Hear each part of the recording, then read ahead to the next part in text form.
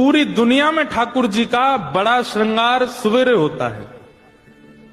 जैसे राधा रमन जी जाओ, राधा वल्लभ जी, बिहारी जी जाओ, तो सुबह सुबह श्रृंगार आरती जब होती है तब ठाकुर जी पूरा श्रृंगार कर लेते हैं, मुकुट से लेकर के पैर तक का।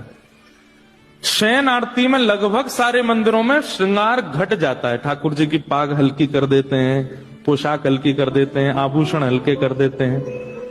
पर जगन्नाथपुरी में उल्टा है। जगन्नाथपुरी में शयन श्रृंगार का नाम ही है बड़ श्रृंगार, बड़ा श्रृंगार।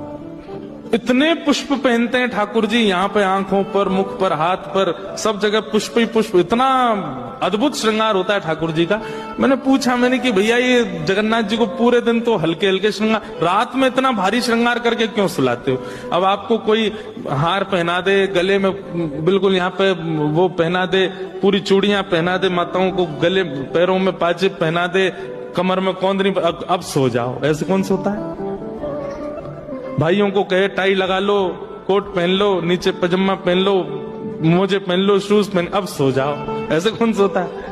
ये तो नियम है कि भाई हल्के वस्त्रों में ही सोया जाता है। पर जगन्नाथ जी इतना श्रृंगार करके क्यों सोते हैं? तो पुजारी जी बोले अंदर की बात है। कपाट बंद करते ही ठाकुर जी भाग जाते हैं। बोले कहां? बोले वृंदावन जाते हैं रास करने के लिए।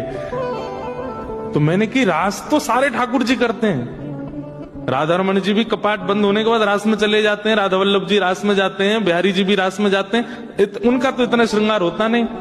तो पुजारी जी कितनी अच्छी बात बोले, बोले कि जो जगन्नाथपुरी में ठाकुर जी है ना, वो प्रेम विगलित ठाकुर, पिघले हुए ठाकुर जी। उनके हाथ नहीं है, उनके पैर नहीं है, उनके मुख नहीं है।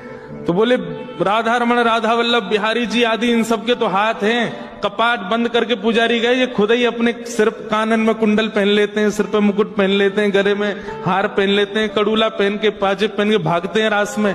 पर हमारे जगन्नाथ जी के हाथ पांव नहीं है, इसलिए पुजारी श्रृंगार करके इनको शयन में भेजते हैं। जाओ अब रास में जाओ।